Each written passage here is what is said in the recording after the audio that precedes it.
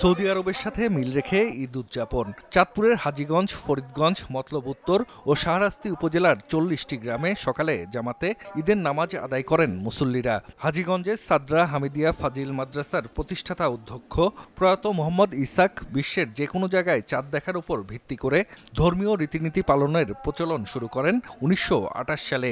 ধীরে ধীরে বাড়তে থাকে এর পরিধি। গতকালকে হাজী সাহেবরা হজ করেছে, আজকে হাজী সাহেবরা ঈদ করতেছে। তাদের সাথে একসাথে মিলে যে আমরা ঈদ করতে পেরেছি, ঈদের নামাজ পড়তে পেরেছি, আমরা অনেক খুশি, অনেক আনন্দিত। আমরা সারা বিশ্বের সাথে তাল মিলিয়ে আমরা ঈদের দিনে ঈদ করি, এটা আমাদের কাছে আলহামদুলিল্লাহ অনেক ভালো লাগে। শরীয়তপুরের ৬টি উপজেলার অন্তত ৩০টি গ্রামেও উদযাপিত হচ্ছে ঈদুল আজহা। সকালে নড়িয়ার সুরেশ্বর দরবার শরীফের পাশাপাশি বিভিন্ন ঈদগাহে জামাত অনুষ্ঠিত হয়। বাবা সুরেশ্বরের একটা হিসাবের নিয়ম রেখে গেছেন, সেই হিসাব অনুযায়ী গেলে দেখা যায় আমাদের এই জামাত, ঈদের ফিতরের জামাত, ঈদুল আজহার জামাত সৌদি আরবের সাথে বা বিশ্বের অন্যান্য কান্ট্রির সাথে মিলে যায়। সৌদি আরব সহ মধ্যপ্রাচ্যের বিভিন্ন দেশের সাথে মিল রেখে ঈদ উদযাপন করছেন মাদারীপুরের ২৫টি গ্রামের অন্তত ৩০,০০০ মানুষ। সবচেয়ে বড় জামাত অনুষ্ঠিত হয় সদর উপজেলার কালিকাপুর ইউনিয়নের তাল্লুক গ্রামে। ঈদের নামাজ আদায় করেছি, আমরা খুশি, আনন্দিত।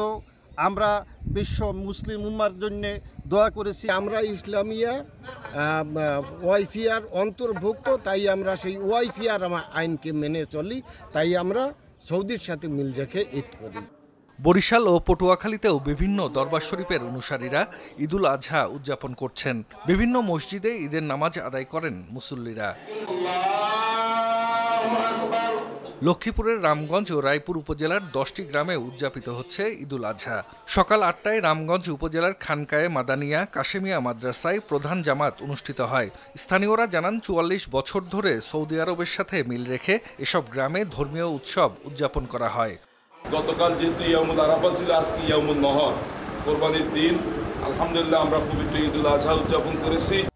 এছাড়া দিনাজপুর, গাইবান্ধা, টাঙ্গাইল, সাতক্ষীরা ও শেরপুরের কয়েকটি গ্রামের মানুষও সৌদি আরবের সাথে মিল রেখে ঈদুল আজহা উদযাপন করছেন। নামাজ আদায় শেষে আল্লাহর সন্তুষ্টির উদ্দেশ্যে বিভিন্ন জায়গায় পশু কোরবানি দেন মুসল্লিরা। জাহিদ হাসান, যমুনা নিউজ।